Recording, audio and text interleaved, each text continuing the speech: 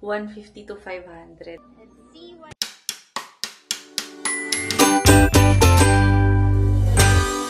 Hello people! This is just a reminder that it's only 86 days before Christmas.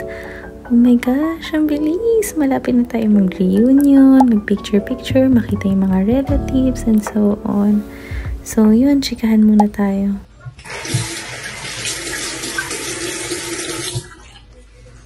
Ang bilis-bilis ng araw, no? Diyos ko.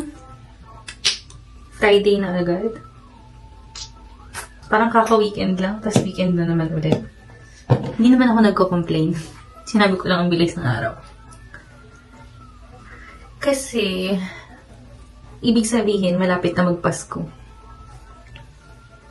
Alam niyo ba, ito yung favorite kong season. Ito talaga yung favorite kong season, yung September, October, November, and December. Kasi, maraming nagbo-birthday sa amin. Plus, Halloween, Thanksgiving, tapos Pasko. O, di ba? Kasi, birthday ko is November. Birthday ni Mama, November 10. Tapos yung kapatid ko naman, tsaka si Papa, September birthday nila. Si Chloe naman, October. So, madami kaming may birthday, di ba sunod-sunod? Tapos Thanksgiving, holiday, puro kainan, pasyalan, picture-picture, puro mga masasayang memories, ganun. Kaya ito yung isa sa mga favorite ko talaga. And, gustong-gusto ko din yung Halloween kasi gusto ko yung mga costume, mga nagko-costume. Although, di na ako nagko-costume ngayon kasi na-insecure ako dahil tumaba ako ng sobra. But before, mahilig kami mag-costume ng mga kapatid ko kapag Halloween. Pati yung buong bahay, dine-decorate namin yan. Namimigay kami ng mga candies, tapos nagpapakain kami ng food. Sa Pilipinas to, ginagawa namin to sa Philippines. And dito naman si Chloe, nag-dress up siya pag Halloween. Ayun, tapos, pag Christmas, ganun din, mahilig kami magpa-Christmas party, namimigay din kami ng mga foods, ganyan. Tapos, syempre, nung bata ka, di ba? Pagka Pasko, nakaporma ka, ganyan, bili ka ng mga pamasko, damit. Iba na pala pag nagkakaedad na, parang hindi na masyado ganun ka-excited. Pero, exciting pa rin, pero hindi na kasi ikaw yung mas iniisip mo yung anak mo, di ba? Yung para mas makabuo ka ng magagandang memories niya. So, yun. Kaya favorite ko tong mga months na dadating. Tsaka, uuwi kasi ako ng Pinas. So, ayun, mas magiging masaya siya kasi andun yung family ko. Although wala din yung husband ko, pero, ayun. So, iniisip ko pa kung lalabas ba kami ni Chloe mamaya or sa weekend na lang kasi lumalabas naman kami tuwing weekend. Pero, I don't know, parang masarap kasi lumabas tapos kumain ng ramen. Kasi gloomy na naman yung weather, no? Grabe pala sa San Diego, no? Pagka ganitong months na nagiging gloomy na yung weather. Ginagamit ko kasi yung mukha ko, guys. Pinaghahandaan ko kasi yung pag-uwi ko ng Pinas. Kaya kailangan makinis ang face. Hindi naman kailangan. Kumbaga gusto ko lang maayos yung itsura ko. Pinaghahandaan ko yung pag-uwi ko ng Pinas. Kasi, in fairness, buti na lang kasi esthetician ako, so ako yung gumagawa sa sarili ko. Pero, pag dito ko magpa-facial, magpa-laser, lahat, hydrofacial, kung ano-ano mga chemical peel, microdermabrasion, microneedling, pag pinagawa mo yun sa professional, napakamahal, di ba? Nagre-range siya sa $150 to $500. And buti na lang ako lang yung gumagawa nun sa sarili ko, and ginagamit ko yung mga machine na ginagamit ko sa clients ko. So, yun. And, luto muna ako. And, ayan yung niluto kong breakfast namin. So, merong toast bread, bacon, egg, and coffee. So, usually, ganyan lang din yung breakfast namin. Bread, tas iniiba-iba ko lang yung palaman. And then, ayan, marunong naman talaga siya kumain. Pero dahil mainit pa yung bread, sinusubuan ko lang din siya. And yan, habang kumakain kami ng breakfast, iniisip ko na agad kung anong lulutuin kong dinner kasi yun yung everyday struggle ng mga stay-at-home wife. So ayan, napag-isipan ko na gulay na nga lang, sardinas and miswa kasi umuulan at gloomy. So parang medyo masarap siyang kainin ngayon. Ang lakas maka-throwback kasi diba ganyan yung mga ulam sa Pinas. And then, after nyan, gabi na, hindi na nga kami umalis ngayon, bukas na lang kami aalis. Kasi weekend na rin naman. So, yun. Abangan nyo kung saan kami pupunta, guys. Kasi isa to sa mga pinakamagandang beach dito sa San Diego.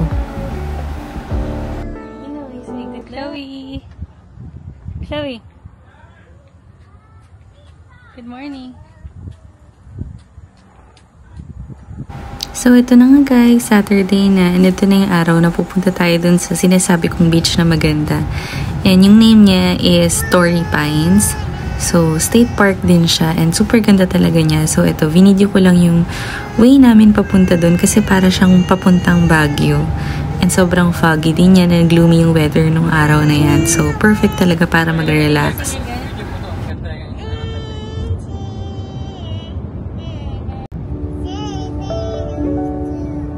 1 mile, turn left onto Torrey Pines Park Road.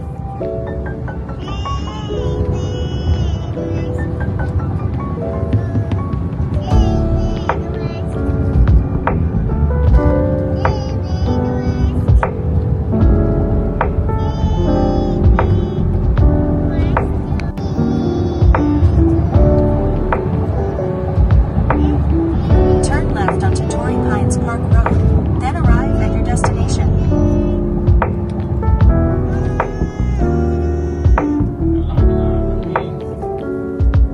You wanna swim, Chloe? I think you wanna swim.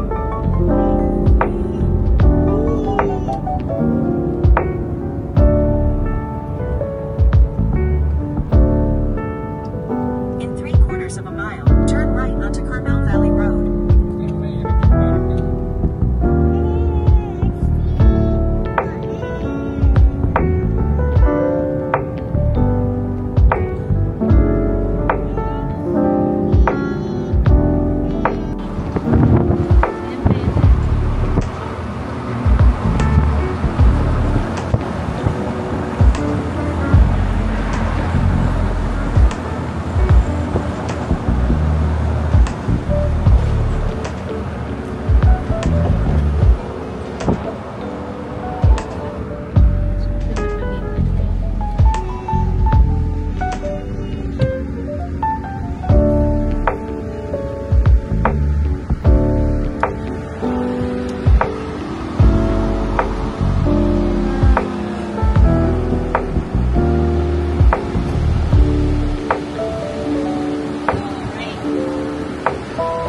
Pwede maglakad din ba yun?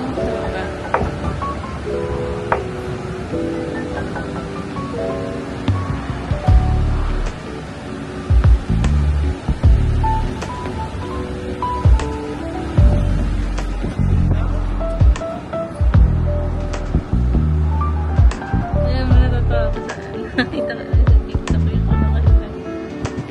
Nakikita siya rating. Tapos,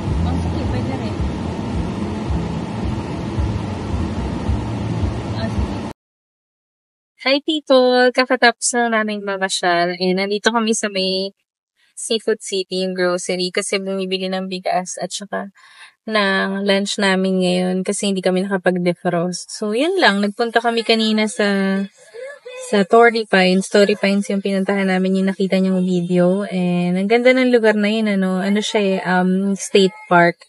Kasi hindi kami nagpunta dun sa mismong state park kasi siya pataas and hindi kakayanin may bata. Ayan siya, tulog na tulog. Hindi niya kinaya.